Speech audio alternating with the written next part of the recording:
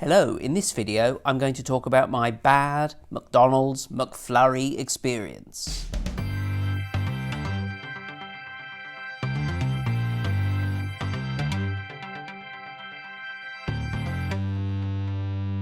So this is a little bit of a moaning video talking about my experience of buying a McFlurry and McFlurries in general. I wanted to share this story because I am quite annoyed. You can't tell because of my calm exterior. Just to give you a tiny bit of unnecessary background, don't really eat that much McDonald's.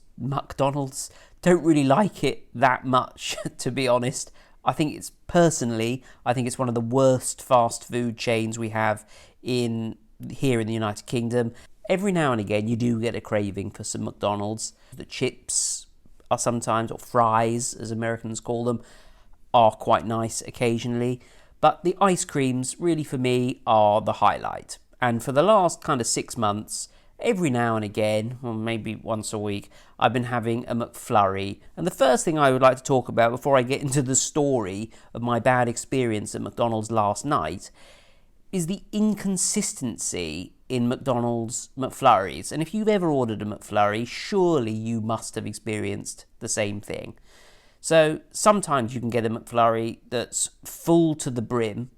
Other times it can be just half full. Sometimes the person serving will be very generous with their distribution of chocolate. And other times you can be handed it and think, oh, there's not really much in there, is there?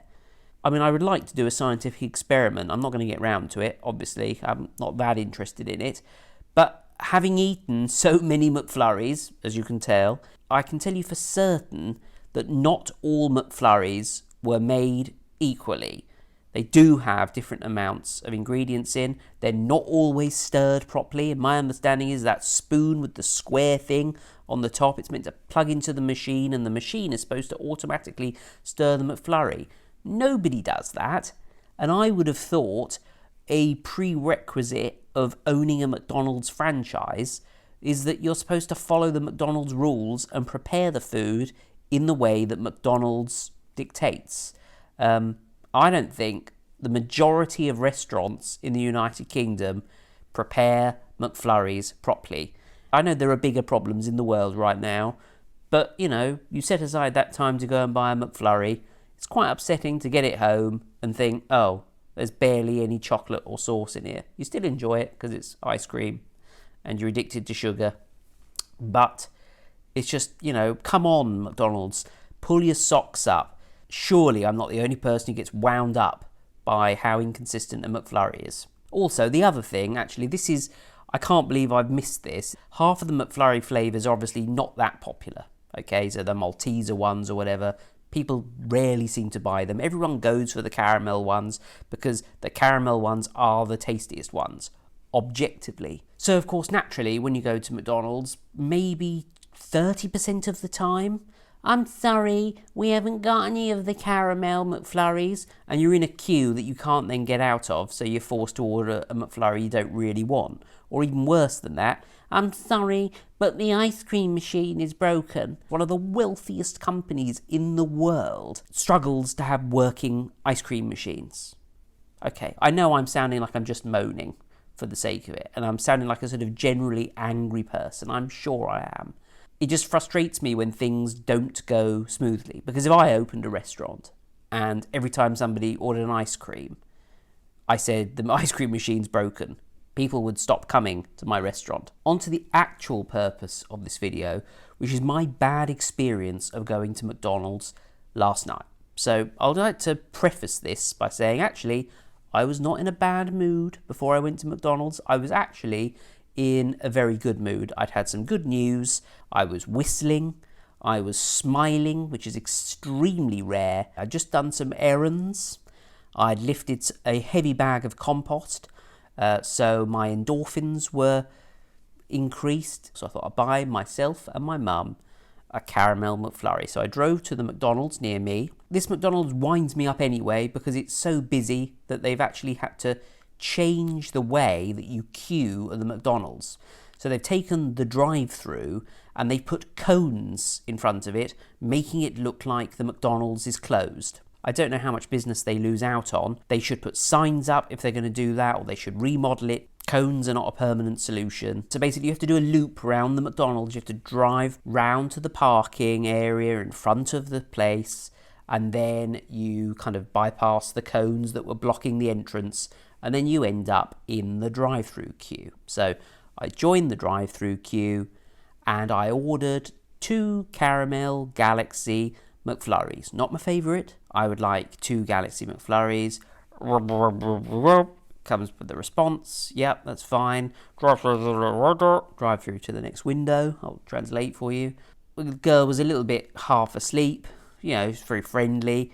But she handed me the thing and I put my card on it and it didn't work. And she was like, oh, she hadn't actually activated the card machine. And got to the collection window and they handed me 1 McFlurry.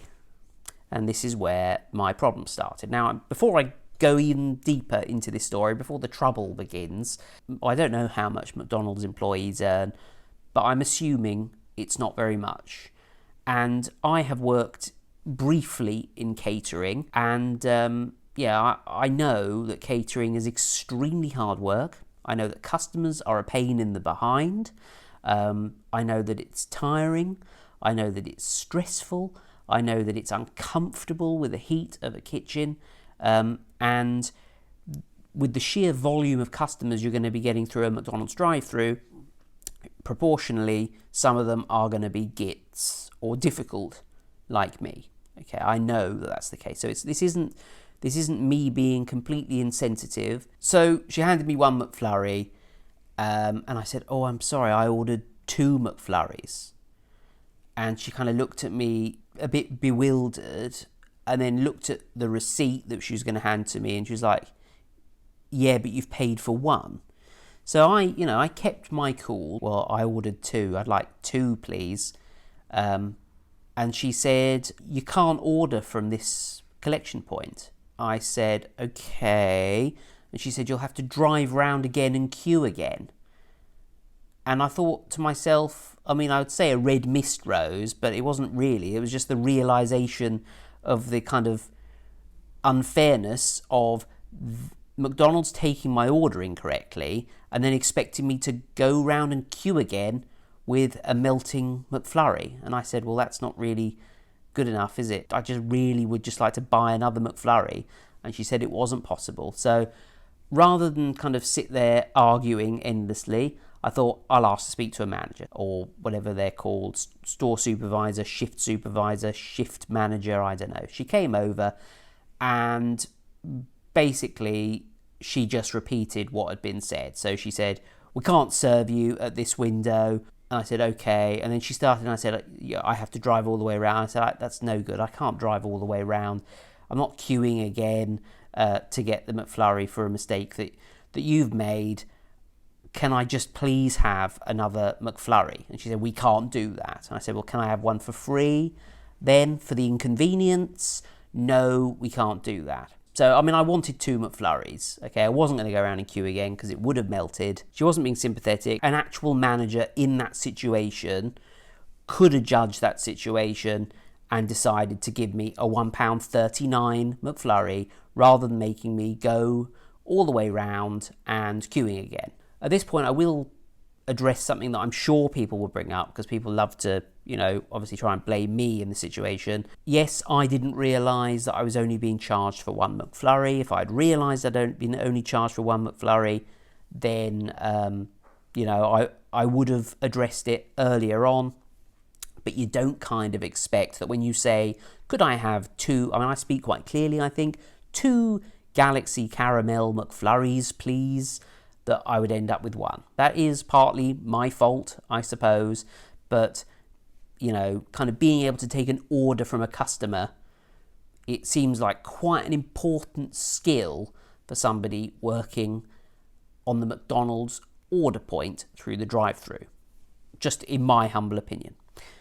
So anyway, she kind of questioned me and went, "You want a refund?"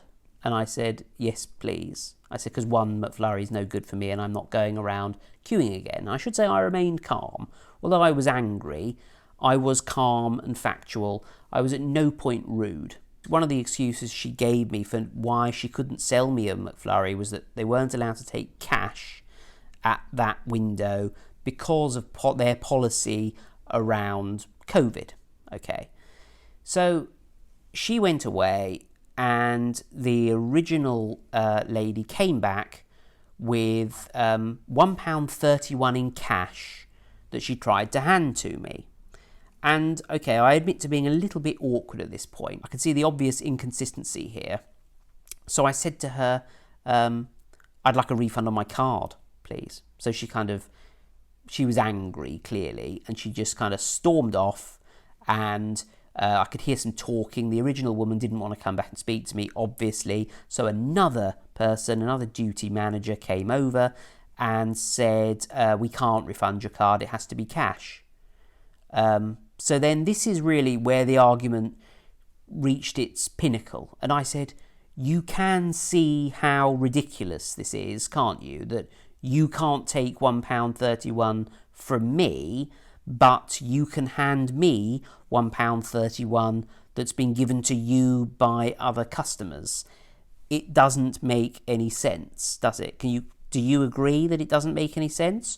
She wouldn't admit liability. She was just like, she apologised. She just said, I'm sorry, we have to stick to the policy.